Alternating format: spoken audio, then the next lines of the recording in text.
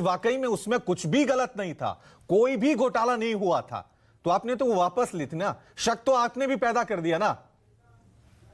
नहीं, देखिए, उसको वापस लेने के अलावा कोई चारा ही नहीं था। पंजाब में वो शराब नीति, सेम शराब नीति चल रही है और अच्छे से चल रही है। यहां पर क्या हुआ कि अगर आप पूरी तरीके से नई शराब पॉलिसी को बंद कर दोगे, आप उसको चलने नहीं देंगे, शराब के जो लोग, जो बिजनेसमैन थे, उनको उठा उठाकर जेल में डालेंगे, तो आखिर होगा क्या? फिर तो पुराने स्कीम पर चलेगी ना। लेकिन जिस तरीके से भारतीय जनता पार्टी, देखिए, भारतीय ये तो जनता सरकारों की जिम्मेदारी होती है ना, कोई पॉलिसी इन्होंने चलाई है उसको सही तरीके से चलाना। ये तो आम आदमी पार्टी सरकार की जिम्मेदारी है कि सही से चले। आप कह रहे हैं कि बीजेपी ने नहीं चलने दी, इसलिए हमने वापस ले ली। और दूसरी तरफ जो भी विधायक होते हैं, मुख्यमंत्री होते हैं, वो संविधान की शपथ लेते हैं, और ये संविधान के द्वारा ही रचित की गई है ये सारी केंद्रीय एजेंसियां, ईडी हो, सीबीआई हो। अगर ये समन भेज रही हैं, आप इनका अपमान करेंगे, आप इनका आदेश नहीं मानेंगे, तो ये तो संविधान का भी उल्लंघन हुआ ना। आपने कुछ गलत नहीं किया, तो आप जाइए, जवाब दीजिए। देखिए, उसी संविधान के तहत, जिस संविधान की शपथ लेकर विधायक और मुख्यमंत्री बने हैं, उसी संविधान के तहत तो हमने ईडी से पूछा है कि आखिर बताइए आप किस हैसियत से हमको बुलाना चाह रहे हैं। तो ईडी को उसका जवाब संविधान के तहत देने दीजिए ना। और ये देखिए, ये परेशानी सिर्फ अरविंद केजरीवाल जी, आम आदमी पार्टी के लिए नहीं है। आप चले जाइए, झारखंड चले जाइए, वहां के मुख्यमंत्री हेमंत सोरेन को बुलाया जा रहा है। आप बिहार चले जाइए, वहां के उप मुख्यमंत्री को बुलाया जा रहा है। आप पश्चिम बंगाल चले जाइए, अभिषेक बनर्जी को बुलाया जा रहा है। दिल्ली चले आइए, अरविंद केजरीवाल जी को बुलाया जा रहा है। आज विपक्ष की जितनी कुछ गलत नहीं किया तो आप जाइए, आपने कुछ गलत नहीं किया है तो आप जाइए, जवाब दीजिए, अपनी उपस्थिति दर्ज कराइए कि हमने कुछ गलत नहीं किया है। देश की अदालतें हैं, वो तय करेंगी ना कि कौन सही है कौन गलत है।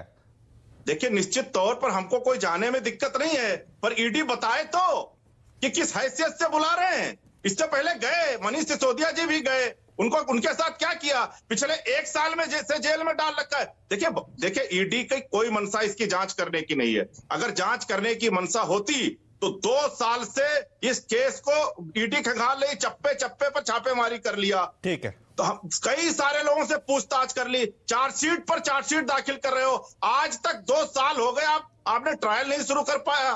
तो इसका मतलब साफ जाहिर है कि इस सम्मन के माध्यम से अरविंद केजरीवाल जी को लोकसभा के चुनाव से पहले भारतीय जनता पार्टी की केंद्र सरकार गिरफ्तार करना चाहती है, जो साफ जाहिर है। और उसकी गिरफ्तारी का सिर्फ एक रीजन है कि भारतीय जनता पार्टी और मोदी जी अरविंद केजरीवाल जी से डरे हुए हैं। और ये हम नहीं कहते, भाजपा के एक बहुत बड़े नेता हैं, एक राज्य के पूर्व गवर्नर रह चुके हैं, उन्होंने कहा कि मोदी को सबसे ज्यादा डर अगर किसी से लगता है तो अरविंद केजरीवाल जी से लगता है। और वही हम लोग कह रहे हैं, और आज पूरा देश इस बात को जानता है। रवि भाई, ठीक है, मैं हमारे साथ बीजेपी की तरफ से सौरभ सिकदर बने हुए हैं और साथ में मेरे सहयोगी राजीव रंजन भी टीवी स्क्रीन पे आपको नजर आ रहे हैं। लेकिन मैं सबसे पहले, क्योंकि आपने बहुत सारे सवाल उठाए, तो मैं बीजेपी प्रवक्ता से ही उनका जवाब ले लेता हूं। सौरभ, क्योंकि आपसे जानना चाहूंगा, क्योंकि एक तरफ हमें ऐसा लगता है कि जैसे देश में ईडी की टीम का अपमान हो रहा है, उन पर हमला हो रहा है, अटैक हो रहा है, लेकिन दूसरी तरफ हम ये नजर डालें तो ईडी की टीम ने पिछले लगभग 3 से 4 सालों में जो कार्रवाई की है,